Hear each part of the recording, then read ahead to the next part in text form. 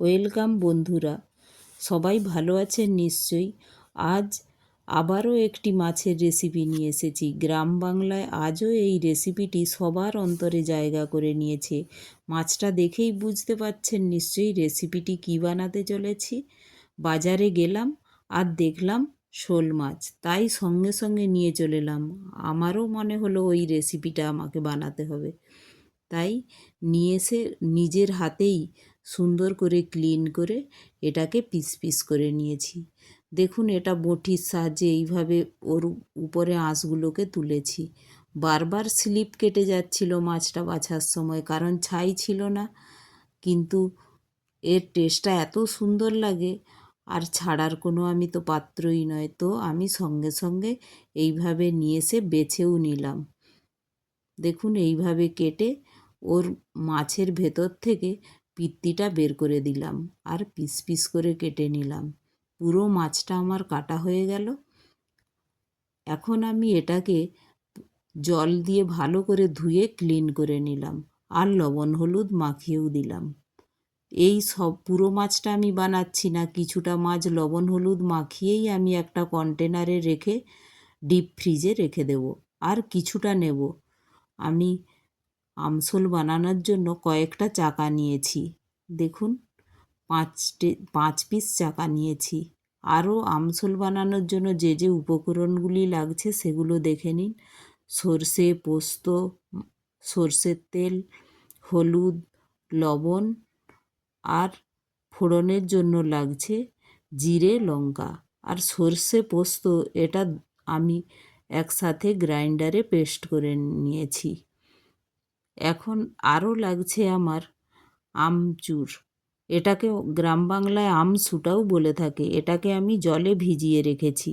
এখন আমি একটি কড়াই গ্যাসে বসিয়ে, কড়াইটা আমার গরম হয়ে গিয়েছে, ওর মধ্যে দিয়ে দিলাম সর্ষের তেল।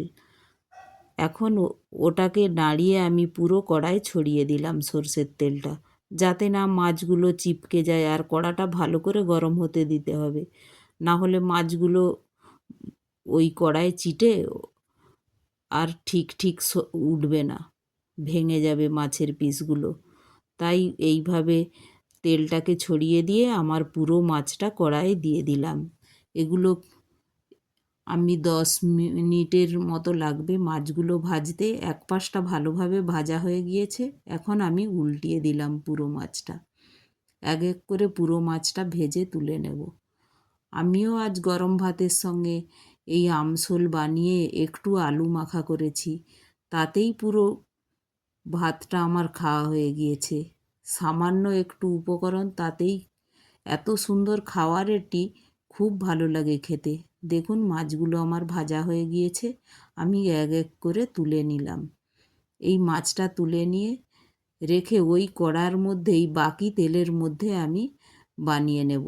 এক্সট্রা করে আর তেল দিচ্ছি না। দেখুন, একটু তেল থাকবে, ওটাতেই আমি ফোড়ন দিয়ে দিলাম জিরে আর লঙ্কা। ওর মধ্যে দিয়ে দেব সর্ষে পোস্তটা যে গ্রাইন্ডার করে রেখেছিলাম, ওটা দিয়ে দেব।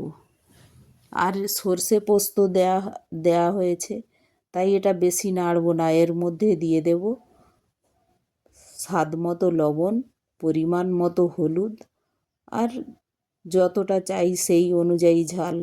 আমরা ঝালটা একটু কম খাই, তাই কমই দিলাম। আপনারা যেমন খাবেন সেইভাবে দেবেন। আর এটা যেহেতু পোস্ত সরষা দুটোই আছে, তো বেশি নাড়লে কোথায় তেতো হয়ে যাওয়ার ভয় থাকে, তাই বেশি না নেড়েই আমি ওর মধ্যে জল দিয়ে দিলাম। এবং এটা একটু যখন ফুটে আসবে, তখন আমি ওর মধ্যে দিয়ে ভাজা মাছগুলো দিয়ে দেব। দেখুন, আমার মশলাটা ফুটে গিয়েছে। এখন ওর মধ্যে দিয়ে দিলাম আমার ভেজে রাখা শোল মাছটা। দেখুন, এইভাবে মাছগুলো দেখুন লাল লাল করে ভেজে রেখেছিলাম। এইভাবে নাড়াচাড়া করে আমি মাছটার মধ্যে দিয়ে দেব আমার ভিজিয়ে রাখা আমচুর। ওই আমসুঁটোও বলে গ্রামের মানুষরা। এটা দিয়ে দিলাম, দিয়ে ঢেকে দিলাম। দেখুন, একটু পরে এসে দেখলাম মাছটা প্রায় কুক হয়ে গিয়েছে।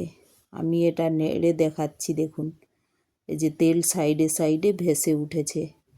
এখন গ্যাসটা আমি অফ করে দেব এবং ঢেকে 5-10 মিনিট ওয়েট করব। দেখবেন রান্নাটা কত সুন্দর। একটু ওয়েট করলে কি হয়, রান্নাটা রেস্টে থাকলে পারফেক্ট কালারটা বোঝা যায়। তাই আমি 2 মিনিট পরে এসে আপনাদের দেখাচ্ছি। দেখুন, রেখেছিলাম 2 মিনিট পরে, দেখুন কত সুন্দর একটা পারফেক্ট কালার এসেছে। আমি এটা গরম ভাতের সাথে পরিবেশন করেছি।